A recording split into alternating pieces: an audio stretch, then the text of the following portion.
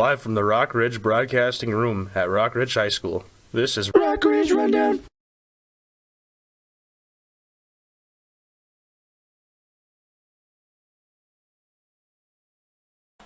Good afternoon. I'm Ethan, and this is Will, and this is your Rock Ridge Rundown. Rock Ridge Rundown is your weekly news broadcast put together by the Journalism 1 and 2 classes.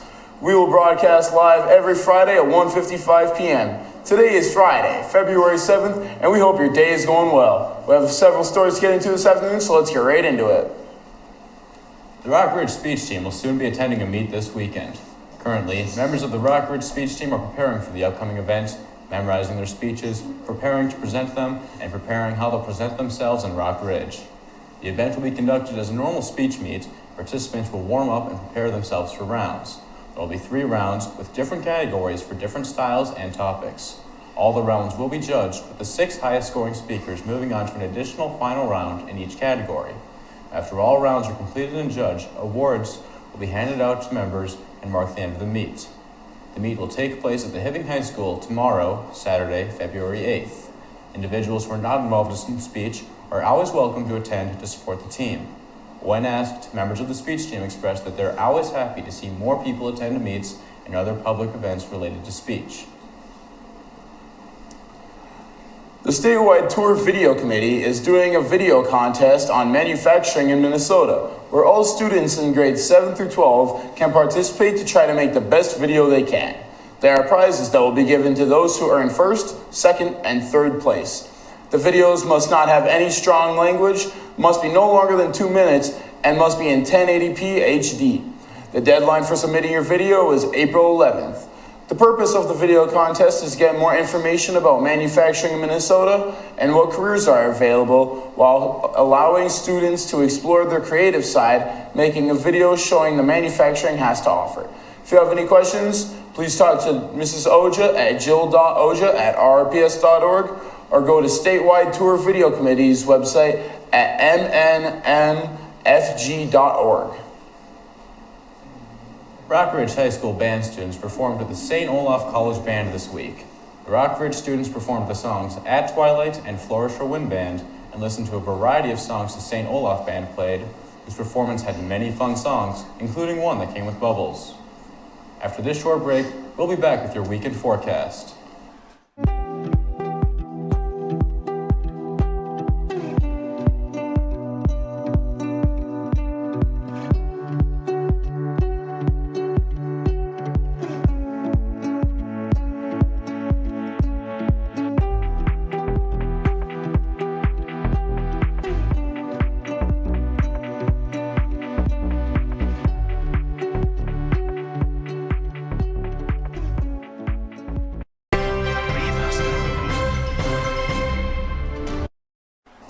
Hello, this is Landon with your weather. Today we have a high of 16 and a low of -1. This weekend will be cooler, Saturday with a high of 13 and a low of 0. Sunday with a high of 13 and a low of -7. Going into next week, it looks like temperatures will be getting even lower with a very little chance of rain. Monday having a high of 8 and a low of -9. Tuesday will get a little colder with a high of 1 and a low of -17. Temperatures will rise some, with Wednesday having a high of 6 but a low of -20. Thursday will have a high of 11 and a low of -12. And lastly, Friday will have a high of 8 and a low of -5. That's all I have for you this week, and after this short break, we'll be right back with Coach's Corner.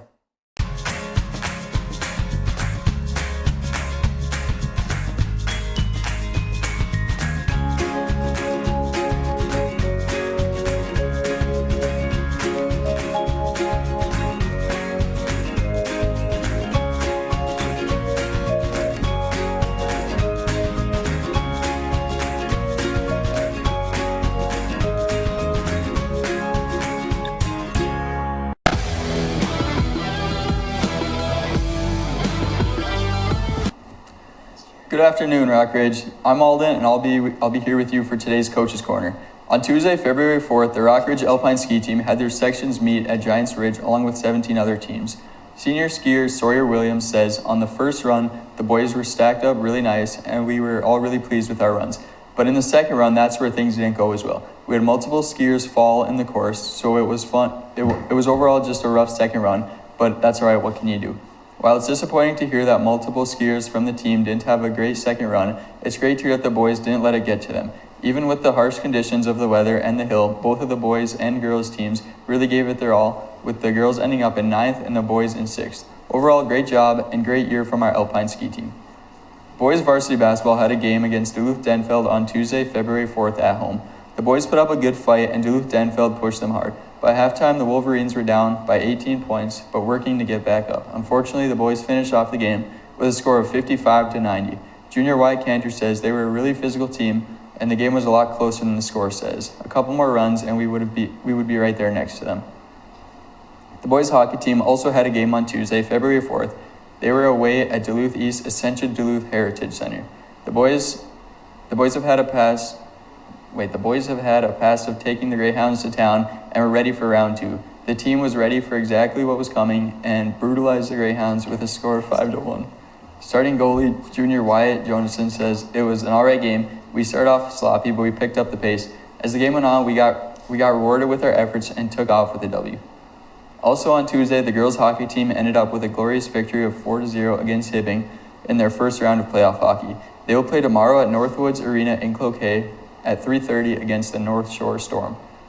Tonight, the Alpine ski team will be hosting their boys and girls junior high race at 3:30 p.m. at Giants Ridge, and the varsity girls basketball team has a game against Bemidji at 7:15 at Bemidji High School.